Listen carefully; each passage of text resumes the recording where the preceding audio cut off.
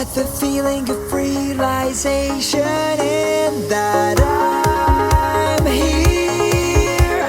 I hear you loud and clear.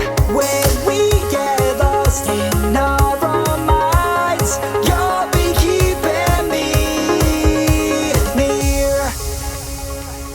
Hey everyone, welcome to my channel. Well, in this episode, we're going to take a look at the really cool, really good Diatone ROMA F5 FPV quad right here. It impressed the heck out of me. I know you always say, you're always so impressed, Steve. Well, that's because I get to pick the products I review. So I don't review crap. So I get to pick them in advance, and I only pick the good ones. And this one, woohoo! This is awesome. There's 4 things I love about this quad. First one is the price. For the price for this analog version, it's not digital, I have the analog version. For this here, it's just over $200 US. Normally I would expect something of this quality to be just over $300 US, but it's only over $200 US. So it's pretty inexpensive in the FPV world for a top quality high-end FPV freestyle drone. Second thing I like is the construction. This thing is like built so nicely, it's like, man, somebody put a lot of thought into it. It's got a really nice construction to it. It doesn't look like everything is slapped together. And there's not like, some drones come with TPU parts. It's like 3D printed materials for protection, which is okay. This comes with molded plastic parts all over it. You know, on the arms, look at that. For the bottom, for landing. On the sides, you can just pull them right off and you can replace them. It comes with white or black. So if you want the Stormtrooper look like I have here, well, you go with that. Third thing I love about this drone is the PIDs. PIDs, you know, like it's the tuning of it, how it flies and everything. Out of the box, I fly every drone that is sent to me out of the box without modifying the PIDs. When I was younger and first got into FPV, I would change the PIDs all the time, because if you change the PIDs, it's because your brain is only used to flying one way. And it's like, oh, this drone flies too fast or too slow, so I changed the PIDs. But now that I'm older and I've been flying for so long, I can fly anything. It doesn't matter. It's like I can drive any type of car just like you can. And it's the same with drones. It's like, hey, it doesn't matter what the drone is. My brain adjusts and I just adjust my fingers differently. The PIDs right out of the box on this, really nice. And the fourth thing I like about this here drone is the durability. In this video, you are going to see me do something to this drone that nobody should ever do to a drone. Well, let me just tell you right now what it is. I lost this drone. Yeah, I lost it. I lost it under about a foot of snow with the battery attached. So there was electricity flowing through it. The VTX, the video transmission system, those things are so sensitive to water and moisture. It's sitting under the snow with power going through it. It should have blown. It should have just blown out. Second thing is the ESCs. When ESCs get wet from the power distribution board, you know, all those circuits sitting there, you get some water melting on them because they get hot. They blow. Here, watch this. Hey guys, welcome to Winter Wonderland again. It's another cold day when the sun's out. It's awfully cold and there's a wind blowing. So I have to put on my silly hat, which is going to keep me alive to do this review for you. The radio I'm using today is the Radio Master TX16S. The goggles I'll be using are my Fat Sharks because it is an analog system. Here we have the Roma. The Roma, it's awesome. It looks like some Imperial Stormtrooper from Star Wars. It's pretty cool with the white on it. I don't know how it's going to work out here today. It's a 6S battery on here. It's got a lot of weight, especially with the GoPro. I've got a GoPro Hero 8 on it here. And yeah, it should fly quite interesting. Like hopefully the motors don't freeze up at the battery. But it's a freestyle drone. Notice the X-frame, nice X-frame, so everything should be balanced. It's kind of balanced. I wouldn't say it's perfectly balanced with my GoPro and the big battery on it, but if I move things around, I can get it really balanced, but I don't have the time. I just want to fly because it's cold. So I'm going to record the video from the GoPro, you'll see that, and I'll record the video from the pilot's camera through my Fat Sharks. Just remember, video recorded in Fat Sharks is only for you to find your drone. If you lose it, you just play the video back to go find the drone. It's not for cinema photography or videography. That's what your GoPro up front is for. All right, let's get this thing going. Now, a lot of people ask questions about goggles and glasses. These here sunglasses are prescription sunglasses, so it's got my eye prescription in them. And if I take them off and I want to put on the Fat Sharks, it's not a problem. You see, you can't fit Fat Sharks on top of glasses. It's impossible. But inside the Fat Sharks, if you get a good brand of Fat Sharks, you can either put lens prescriptions in them, or you can adjust the lenses like these ones here. These are the HDO2s. I can adjust the lens and it fits for my eye prescription. Too easy. Trick is to get it over this big goofy hat. Woohoo! My face is so frozen I can barely feel the goggles on my face here. All right, so the mode we're going to stick it in is Acro. So Angle mode, Acro mode. there we go, Acro for freestyle. And it should arm. We should be set to go. Here we go. And I'm flying with gloves on, which makes it so hard. Arm motors. Whoa, that's loud. Whew, I can feel that taking off right by my head. All right, so here we are, going forward. And I'm gonna bring it around back to me. I'm way behind this snowbank over here. Oh yeah, this thing flies so smooth. Look at this thing go. Seems pretty fast too. I don't even have the throttle up, but look at that. Now the video in my goggles is all coming analog from the Fat Shark. So as long as I have video reception, then life is good. It's not digital. I can't fly for like 20 miles away or anything like that. Not with the setup I have on my Fat Sharks right here. I could probably get close to a mile, maybe a kilometer with this setup. But the whole idea is, with the goggles I have here, I just have to make sure I am looking sort of in the direction of the drone. Now you can see I'm quite far away, and look at my Fat Shark video image. I'll bring it back. You can see where I am, and you can see it's pretty good. Oh no! Oh no! Look at that. RF signal low. What the heck? All right, I gotta go find my drone. RF signal low. I gotta go find my drone. It fell in the snow.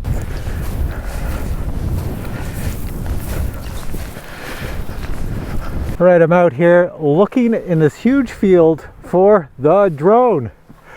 Where the heck did I drop it? So that's where these Fat Sharks come in handy. I'm gonna replay the video and see where it fell. All right, here we go, coming over me. Hey, it's good. All right, I'm checking out the battery voltage as I'm flying here to see what it showed. You know, it's not too bad. It does look like the cold affected it big time, but it should be pretty good. It's no warnings on the screen. And right where I'm standing, it should not be too far from me, and it fell right down there. All right, so I know where it is. Okay, so it's right there, apparently, according to these goggles. And let's go get it, baby! If you ever tried to look for a drone in the snow, it's difficult, and this one's got white on it. It's just a tiny hole when they fall straight in the ground. It's apparently over there someplace, so let's go check it out. See, it's just a sea of white, so someplace there'll be a hole, a tiny hole in the snow here that will have been created by something falling out of the sky. See something sticking up? Oh, I see it right here. Looks like a little hole. Looks like a little hole. Yeah. That's like a wile E. coyote off of Bugs Bunny just thundered into the ground. Right here. Way down there should be, I can't even see it. It's just, look at it. What the heck? So down here someplace, it's got to be in here. There's nothing else around that would have caused this. Look at this, look at this. Look at this. There's no way a human on the planet would have ever found this until the summertime. Oh my God, look at that. I gotta unplug it because it's kind of still working. I don't know.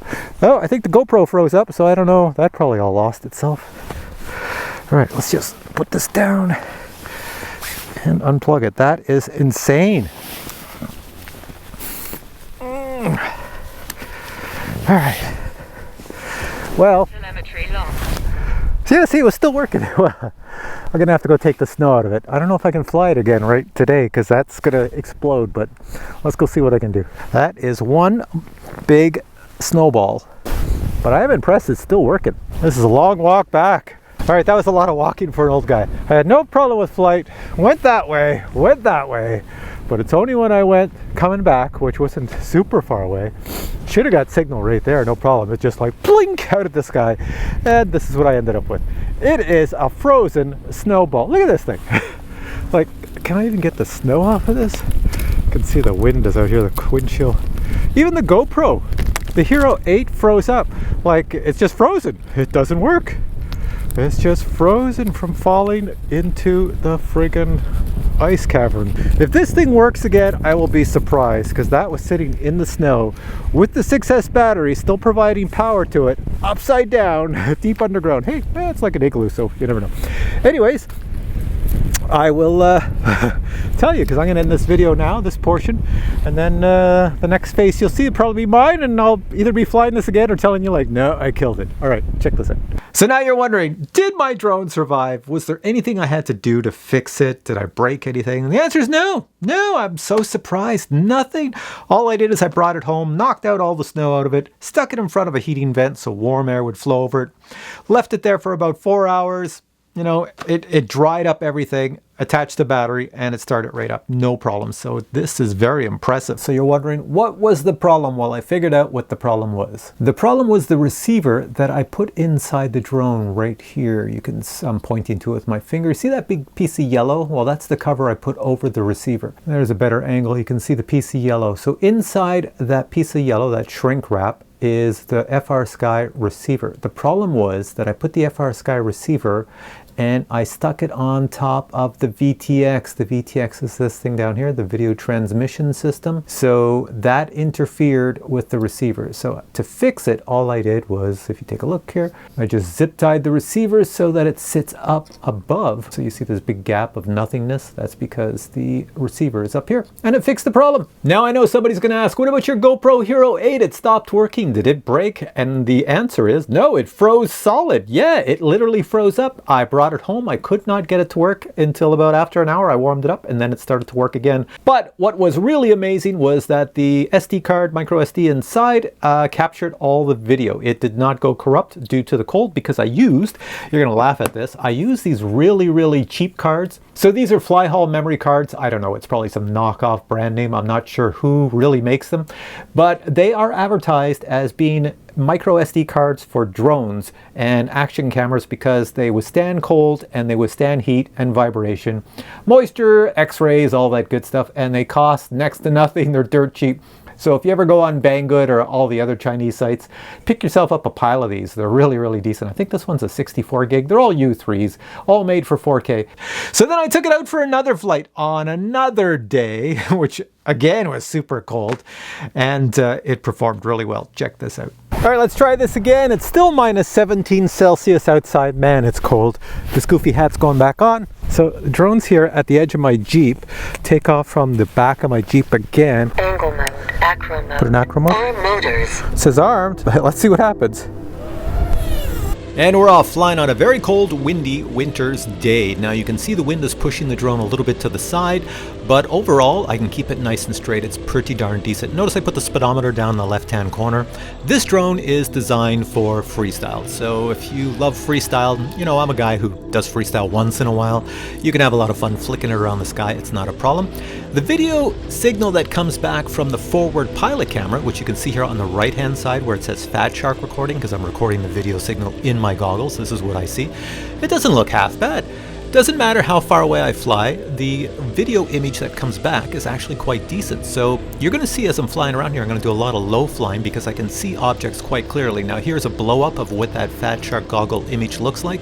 And it might not look like it's great to you right here, but in the Fat Sharks, to your eyeballs, you can make out tons of details. And as you've seen in this video, the only reason you record the image in your Fat Shark goggles is just in case you lose your drone, which does happen to a lot of us FPV drone pilots. Trust me, these drones crash all the time for reasons due to pilot error. So yeah, overall, it's a good idea to always record your image. Now, due to the Fat Shark image being really good in the goggles and the fact that the PIDs are really good on this drone, you can fly low, slow, low, fast, any way you want, and you have tons of reserve power if you want to punch out at the last second to go over something. It's not a problem. You can bounce up, you can bounce down, do whatever you wish. And yeah, it's really good for flying. So I love to fly near objects like the snow banks and just bounce around them. It's always like this play chicken type thing. Sometimes I win, sometimes I don't win, and I hit something.